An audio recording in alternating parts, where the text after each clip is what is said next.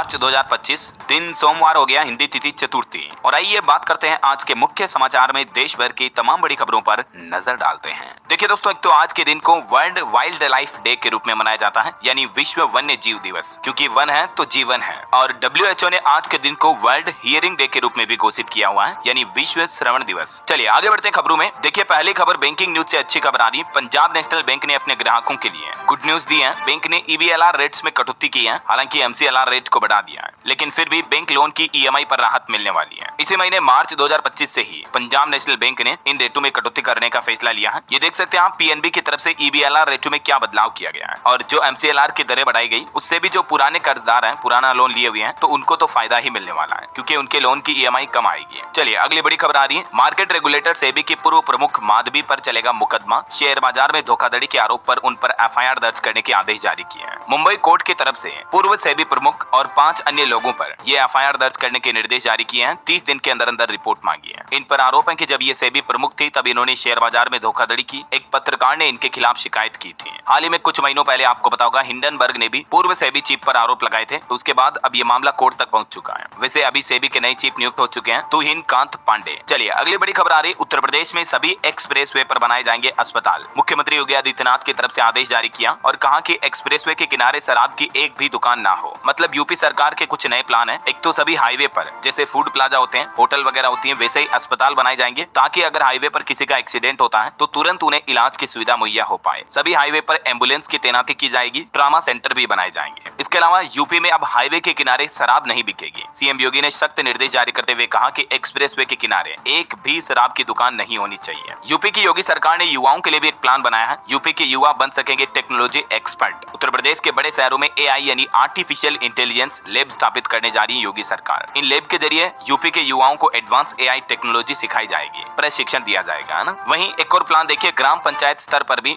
Digital library की स्थापना करेगी योगी सरकार। जो दूरस्थ क्षेत्रों के बच्चे हैं उनको भी आधुनिक शिक्षा उपलब्ध कराने के लिए CM योगी ने ये डिजिटल लाइब्रेरी की स्थापना का निर्णय लिया है। तकरीबन 22,700 ग्राम पंचायतों में ये डिजिटल लाइब्रेरी बनाई जाएगी। चलिए अगली खबर देखिए। एक रिपोर्ट सामने आ रही है कि साल 2034 तक 190 लाख करोड़ का होगा भारत का रिटेल मार्केट। 2024 में 82 लाख करोड़ तक पहुंच चुका है। मतलब भारत के खुदरा बाजार में कंजप्शन खपत काफी ज्यादा बढ़ रही है सालों साल। और आपको एक मोटिवेशन देने वाली खबर देखिए आप। होटल चेन इंडस्ट्री ओयो के फाउंडर रितेश अग्रवाल ने खुद इस बात का खुलासा किया और कहा कि मैं खुद अपने होटल्स के वॉशरूम साफ करता हूँ। वो बोले कि डर, शर्म, अहंकार ये सफलता के सबसे बड़े दुश्मन है। रितेश अग्रवाल का नाम तो आपने जरूर सुना होगा अगर आप भी बिजनेस वगैरह में इंटरेस्ट रखते हैं तो। ये ओयो के फाउंडर हैं, जो कि एक बहुत बड़ी कंपनी है। हाल ही में इंटरनेट पर उन्होंने खुद इस बात का खुलासा किया है कि मैं कभी कभी एक्सरसाइज के तौर पर भी अपने वॉशरूम साफ कर देता हूँ। तो जिंदगी में हमें हमेशा आगे बढ़ने के लिए डर, शर्मिंदगी, गर्व, अहंकार इन सब चीजों से दूर रहना चाहिए। ये चीजें हमें भटकाती है। चलिए दोस्तों अगला अपडेट देखिए। प्रधानमंत्री नरेंद्र मोदी गुजरात जामनगर से सोमनाथ पहुंचे और यहाँ उन्होंने प्रथम ज्योतिर्लिंग की पूजा की। आज सोमवार सुबह गिर फॉरेस्ट की सफारी भी करेंगे PM मोदी। अभी प्रधानमंत्री 3 दिवसीय यात्रा पर गुजरात दौरे पर है। तो बीते दिन उन्होंने सोमनाथ मंदिर में पूजा अर्चना की, उसके बाद जूनागढ़ भी पहुंचे और आज गिर नेशनल पार्क में सफारी का प्लान है। और तेलंगाना टनल हादसे पर खबर देखिए दोस्तों। 8 मजदूरों के रेस्क्यू का 9वां दिन कुछ यूं रहा। तेलंगाना के मुख्यमंत्री ने भी घटना स्थल का दौरा किया।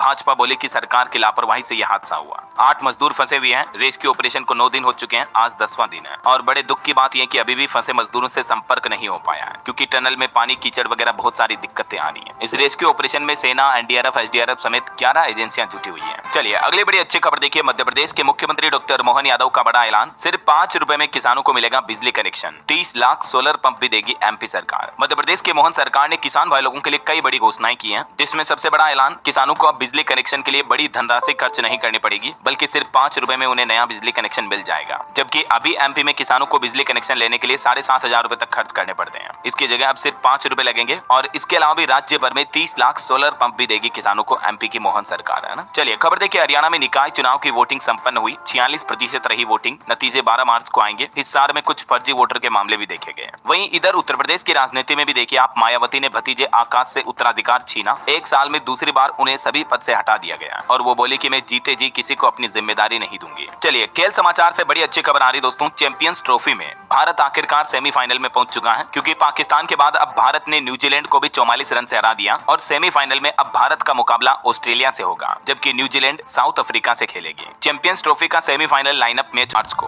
कल दुबई में ही खेला जाएगा ये। और बीते मैच के भी कुछ एपिक मोमेंट देखने को मिले। फिलिप्स ने आधे सेकंड में लपका कोहली का कैच पॉइंट पर 23 मीटर दूर थे हवा में उछल कर पकड़ा, गिल ने रिव्यू भी गंवाया। ये कुछ मोमेंट्स रहे भारत के मैच के। और मैनी कांग्रेट्स टीम इंडिया को सेमीफाइनल के लिए भी गुड लक। चलिए आगे बढ़ते खबरों में। देखिए वैज्ञानिकों की एक अनोखी खोज, अब एक ही पौधा उगाएगा टमाटर और बैंगन भी। वैज्ञानिकों की नई खोज से किसानों को डबल मुनाफा मिलने वाला है। भारतीय सब्जी अनुसंधान संस्थान IIVR के वैज्ञानिकों ने प्रीमेटो नाम की एक नई तकनीक से ये करिश्मा कर दिखाया है, जिससे अब किसानों को एक ही पौधे से 2 फसलें मिलेगी और इससे शहरी लोग भी अपने ही घरों में कम जगह पर अलग अलग सब्जियां पैदा कर पाएंगे, क्योंकि एक ही पौधे पर बैंगन भी लगेंगे और टमाटर भी लगेंगे, है ना। और चलिए दोस्तों अगला अपडेट देखिए, रेलवे का एक नया नियम है, अब सभी रेल कर्मियों को नहीं मिलेगी एसी कोच में एंट्री। इंडियन रेलवे की तरफ से इस संबंध में नोटिफिकेशन भी जारी कर दिया है। रेलवे ने अपने कर्मचारियों के लिए ये सख्त नियम लागू किया है। अब बिना ड्यूटी पास के एसी कोच में यात्रा करने पर जुर्माना लगेगा। इतना ही नहीं, 31 मार्च तक तो प्लेटफॉर्म और ट्रेनों में इसके लिए चेकिंग अभियान भी चलाया जाएगा, क्योंकि अक्सर देखने को मिलता है कि रेल कर्मचारी एसी कोच में सफर करते हैं। तो अब रेलवे बोर्ड अपने कर्मचारियों पर यह सख्त कदम उठाने जा रहा है। अब सिर्फ वही रेल कर्मी एसी कोच में जा सकते हैं जिनके पास ड्यूटी पास होगा। बगैर ड्यूटी पास के एसी कोच में सफर नहीं कर पाएंगे।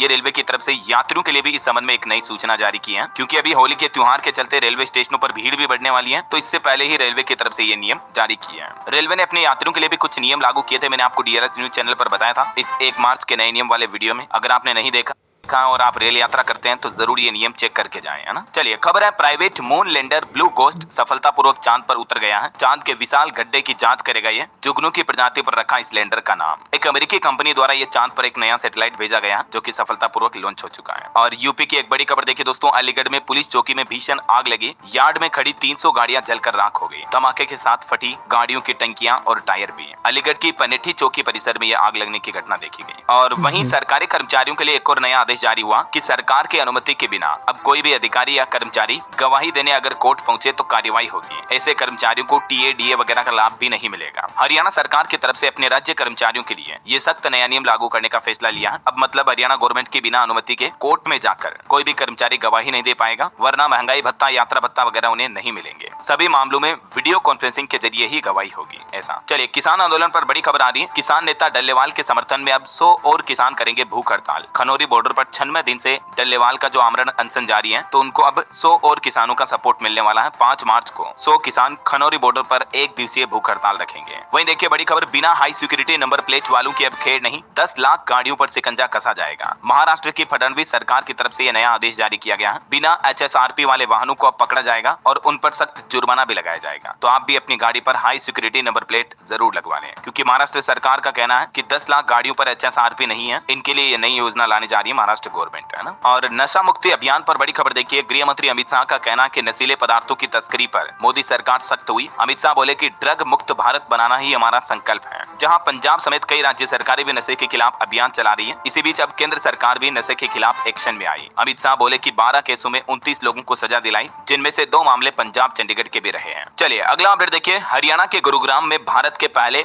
वर्ल्ड पीस सेंटर का उद्घाटन हुआ। भारत के आध्यात्मिक और सामाजिक क्षेत्र में यहाँ से एक नया अध्याय जुड़ने जा रहा है। वर्ल्ड पीस सेंटर यानी विश्व शांति केंद्र का ये उद्घाटन किया गया, जो कि जैन आचार्य लोकेश मुनि के नेतृत्व में स्थापित किया जा रहा है। चलिए अगला अपडेट आ रहा है, सरकार ने एक रिपोर्ट जारी की कि सरकारी ई-मार्केट प्लेस प्लेटफॉर्म की मदद से भारत के अलग अलग स्टार्टअप्स ने 35,950 करोड़ रुपए के ऑर्डर पूरे किए। स्टार्टअप रनवे 2.0 मिशन के तहत जो सरकार का जेम पोर्टल है, उसके जरिए मतलब इतने ऑर्डर आ चुके हैं। चलिए अगली बड़ी अच्छी खबर देखिए, होली पर घर वापसी को आसान करेगी यूपी की योगी सरकार। 72 विशेष ट्रेनें चलाने जा रही है और 10 से 17 मार्च तक उत्तर प्रदेश रोडवेज डिपार्टमेंट भी 400 अतिरिक्त बसें चलाएगा, ताकि मतलब होली के त्योहार पर लोग बाग जो अपने गांव वगैरह आते हैं इधर उधर, तो आने जाने में दिक्कत ना हो, है ना। और इस त्योहारी माहौल के बीच यूपी के DGP ने भी निर्देश जारी किया, कहा कि मिश्रित आबादी वाले इलाकों पर पैनी नजर रखी जाए। होली और रमजान के त्योहार जो अभी एक साथ चल रहे हैं, तो मतलब शांति बनी रहे और कई असामाजिक तत्व जो है वो उद्दंड ना मचाएं, इसके लिए भी यूपी पुलिस ने सख्त प्लान बनाया है। चलिए अगला अपडेट देखिए दोस्तों, वुमेन्स डे आने वाला है और इससे पहले एक स्पेशल रिपोर्ट आ रही है कि भारत में नौकरियों में महिलाओं की हिस्सेदारी बढ़कर 25% तक हो चुकी है। अब महिलाएं बिना कमाई वाले काम कामों को कम समय दे रही है। विभिन्न क्षेत्रों में महिलाएं अब पहले से कहीं ज्यादा सक्रिय रूप से अपना योगदान दे रही हैं।